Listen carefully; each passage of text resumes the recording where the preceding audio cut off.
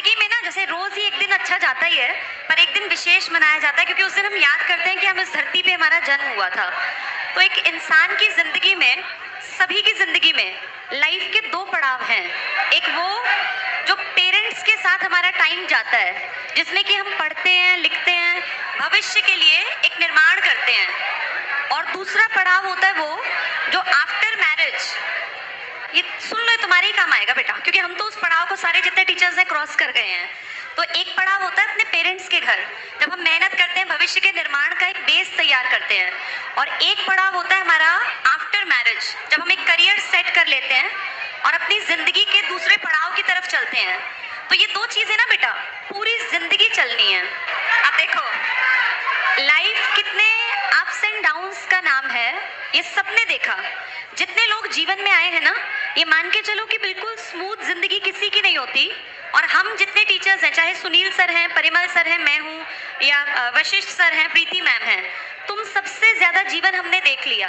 In fact तुम लोग जिस उम्र के हो, हम लोगों के, अब से प्रीति मैम को, सर को छोड़ दें, सुनील सर का बेटा, हमारे बच्चे जो हैं, अब मेरी बेटी है, सुनील सर का बेटा है, ये तो तुमसे थोड़े ही छोटे रह गए ना, तो तुम तो हमारे लिए बच्चों के समान हो।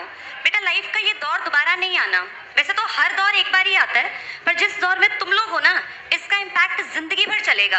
अब अपना बहुत बहुत सुंदर बढ़िया भविष्य अगर चाहते हो बनाना, तो बहुत ज्यादा मेहनत करो। पहली प्रायोरिटी पर अपने आप से प्यार करो। जैसे तुम्हारी एज में क्या होता है, बहुत सारे लोगों को लगता है कि बस हमारे पास एक कोई इस तरह का साथी हो कि भाई आजकल ये ट्रेंड चल गया ना कि गर्लफ्रेंड बॉयफ्रेंड का। पर बेटा ये चीज जो है ना, इसको समझो, जिंदगी बहुत लंबी है और ये 4 दिन की नहीं है कि आपने कैसे ही बस बिता देनी है। अपनी जिंदगी में एक बेहतरीन जीवन साथी ढूंढने से पहले तुम अच्छे बनो। तुम ये एक्सपेक्ट करोगे कि अच्छा जीवन साथी हो तो पहले अपने आप का एक स्टैंड बनाओ। सबसे ज्यादा प्यार अपने आप से करो। अपने आप से मतलब अपना अच्छा भविष्य बनाओ। अपनी फिजिकल, अपनी मेंटल ग्रोथ के ऊपर काम करो। सबसे पहली जरूरत जो लास्ट तक आपके साथ चलेगा वो आप हैं। आपका मन, आपका शरीर, ये आपका सबसे ज्यादा सगा है। जो अपने आप से प्यार नहीं करता, जिसको अपनी परवाह नहीं है, वो दूसरों से क्या प्यार करेगा? क्या वो परिवार से प्यार करेगा? तो सबसे पहले अपने आप को प्यार करो। अपनी जिंदगी को इतना बेहतरीन बनाओ कि वो एक रोल मॉडल कहलाए।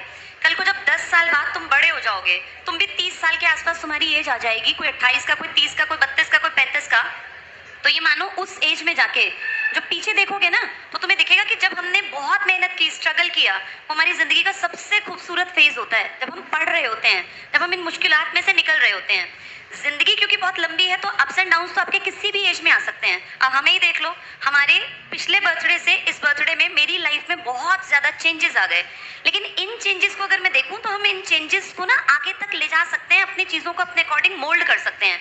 जैसे एक एज में, 40 साल में, 45 में, 50 में आपका एक ढर्रा है, आप उसको चलाते रहेंगे ना आगे, तो वो जिंदगी चलती रहेगी।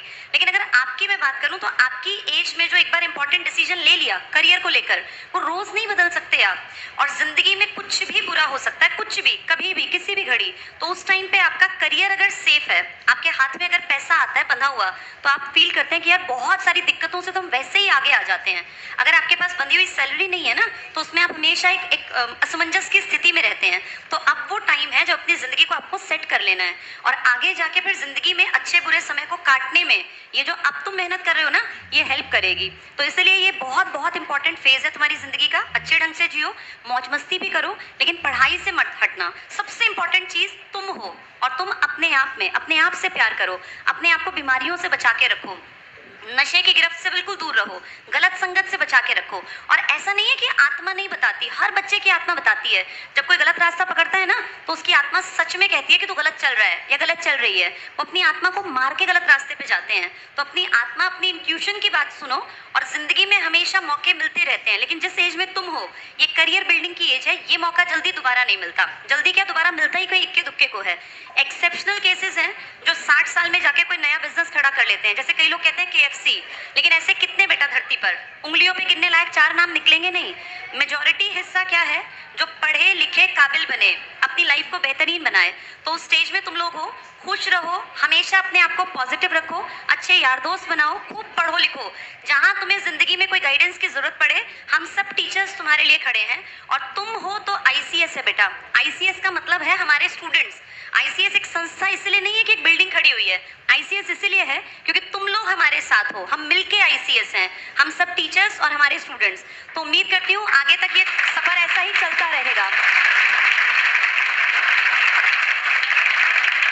और अब जैसे हम लोगों ने टारगेट किया, ये हमने देखा कि सबसे बड़ी दिक्कत क्या थी जब तुम पढ़ने आते हो आफ्टर 12, तो हमने देखा कि बेस क्लियर नहीं है बच्चों का। इसीलिए हमने 3 साल पहले एक प्रोजेक्ट लॉन्च किया अपनी स्कूलिंग का, और मुझे प्राउड है ये बताते हुए कि उस स्कूलिंग के प्रोजेक्ट में मैं खुद और परिमल सर, सुनील सर, हम सब, प्रीति मैम भी क्लासेस ले रहे हैं।